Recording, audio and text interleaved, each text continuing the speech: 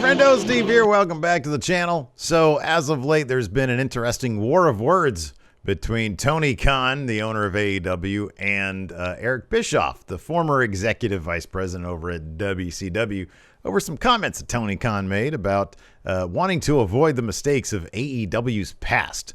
And of course, these mistakes that he's referring to are probably in reference to mistakes that Eric Bischoff made 25 years ago. And of course, that caused him to go over to his podcast, 83 Weeks, and discuss these comments. And then he lobbied some of his own shots at Tony Khan and the way he boasts about his various ratings war against WWE.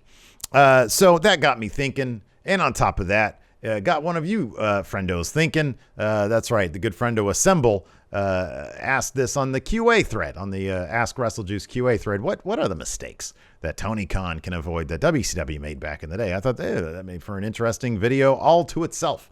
And so here we are. We're going to talk about mistakes of the past that AEW can avoid that WCW made. Before I get started, do me a big favor. Hit that thumbs up button. Hit that subscribe button. We'll talk about this. Okay, good. I'm glad you did that. Let's go ahead and talk about this now. First up, the biggest mistake that AEW can avoid is just not ceding control of AEW to any other entities.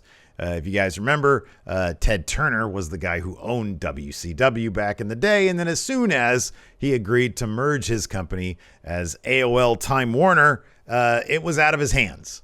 There was an executive at AOL Time Warner named Jamie Kellner, I think was the name of the guy. And he was like, yeah, no, this sucks. It's losing $50 million a year. We don't really want this type of shitty programming, this seedy wrestling content on our channel, because no advertisers liked wrestling content back then. It's why WWF was underpaid for their content for decades and decades. And so this executive was like, oh, well, we're going to get rid of this. And so they did. And that's what happened. AEW is owned by Tony Khan, or at least the Khan family. I don't know how their family business dynamics work, but it's all in the family over there. And unless maybe his dad stepped in and said, hey, kid, this is crap, we're getting rid of it, he should be fine in terms of maintaining control of AEW. So that's one mistake that's sort of out of Eric Bischoff's hands. It's out of anybody's hands. Once WCW was able to be terminated by somebody else, it was. And AEW won't have that issue as long as they're under Tony Khan's ownership. They should be fine. I mean, even if they lose all their TV contracts, there's going to be somebody out there. Look, if Impact can finagle a TV deal, granted they are owned by their TV station, but still, I think AEW, they're not going to have a problem as long as they don't sell the company. AEW will be fine. They'll totally be there. Now, if all of a sudden they receive like this $1 billion offer for a company that he invested $25 million in, it might be stupid for him to say no to that. And if somebody pays $1 billion for it and all of a sudden it turns into a big money loser, then there's the possibility AEW will go down the toilet. That's entirely possible. Those things happen all the time. Maybe he'll get tired of it. At some point he'll be like, man, I'm tired of being the focal point of every wrestling tweet that happens. Yeah, let's take a look at some of the mistakes that they can avoid if they just continue the way they are. Number one, this is kind of interesting. So I've said Tony Khan owns AEW. That's true. So that kind of makes Tony Khan the Vince McMahon of AEW. Everything, and everybody has said this. Brian Cage recently said this in an interview, that he's basically the one-man creative there. He gets ideas from the EVPs and other wrestlers, and then he sort of has the final call on everything. He's the head booker there because he owns the place. That's similar to Vince McMahon. He basically owns it. I know it's a publicly traded company, but he's got the majority of the share, and so everything runs through him. In WCW, that wasn't the structure. Ted Turner wasn't the guy booking the show. He had people running it, and they would have their own little infighting, political, backstabbing situations going. And in fact, between 1998 and 2001, in 3 short years, going from their most popular to when they died, they had seven separate creative teams. Now, sometimes you'd go from like Kevin Sullivan to like, say, Kevin Nash, back to Kevin Sullivan, then back over to Dusty Rhodes. You had 7 separate in 3 years. That's basically more than slightly one every 6 months taking the creative helm. Now, all those people have their own agendas, their own way of doing things, their own relationships with the talent. That's why you saw so many different things changing over that period of time, because they kept on bringing in people to change the agenda, and it got kind of ridiculous. So AEW, there's one guy sitting there at the top, and as long as Tony Khan doesn't completely step away and say, okay, well, whoever is in charge here, and especially if you have a creative team in charge, let's say with Eric Bischoff, when he fired X-Pac, right? What happened? According to X-Pac, Kevin Nash and Scott Hall locked Eric Bischoff in a closet. No repercussions for the dudes there, because the guy that they're reporting to isn't really in control. So you could do things like lock them in a broom closet, and they have contracts that basically protect them from any repercussions. So that's a big difference right there. As long as Tony Khan retains control, as long as Tony Khan doesn't cede creative to like a million different people, and you got the inmates running the asylum, then creatively that should lend to some stability in the AEW product. That's why WCW down the stretch was so all over the place. They had like, I don't know, 13 world champions in the span of like 12 months or something like that. It's a ridiculous stat. Maybe it was like 18. It was something ridiculously large. Anyways, let's move on. Another mistake they can avoid is offering up ridiculous contracts.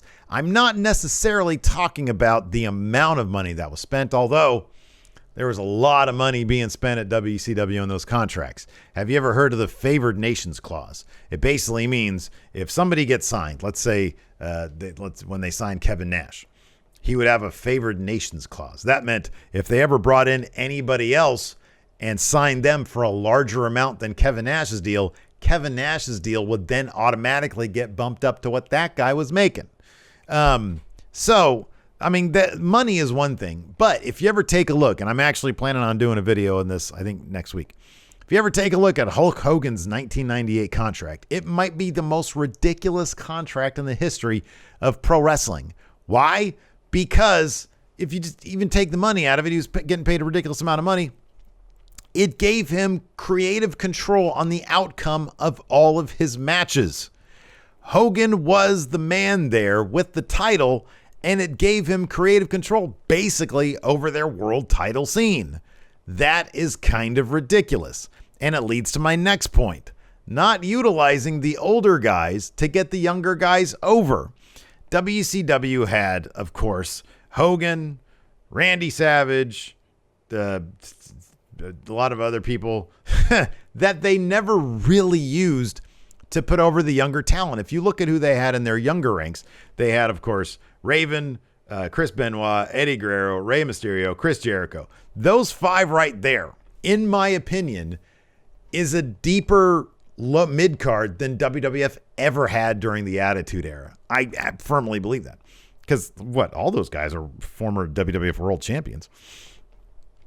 But Hogan, with few exceptions, Goldberg being one of them, Hogan never really could be convinced to get any of those younger talent over. Maybe Eric Bischoff never even wanted to in the first place. That's why they all ended up leaving for WWF, or in Raven's case, just leaving. So not utilizing your big star power. AEW so far has done a really good job of trying to simultaneously elevate guys like Hangman Page, MJF, Darby Allin, and also utilize the bigger names they have, Mox, Jericho, now Bryan Danielson. There is a really great mix. They're even elevating smaller guys, like not smaller in stature, but newer names like Daniel Garcia, putting him in main event situations. So AEW so far has been really good at managing their roster to the degree that you're getting over, you're utilizing your main event guys. Meanwhile, you're elevating your younger future guys, and that's going to make a huge difference down the line 5-10 years from now. Another thing WCW tried to do, they tried to beat WWE at their own game. If you recall, when WCW started finding some success in like 1996, it was largely because Eric Bischoff looked at WWF, and thought, wow, a lot of what you're doing is sort of corny. We're going to do things a little bit different over here. So they brought in cruiserweights for some different, more exciting wrestling action.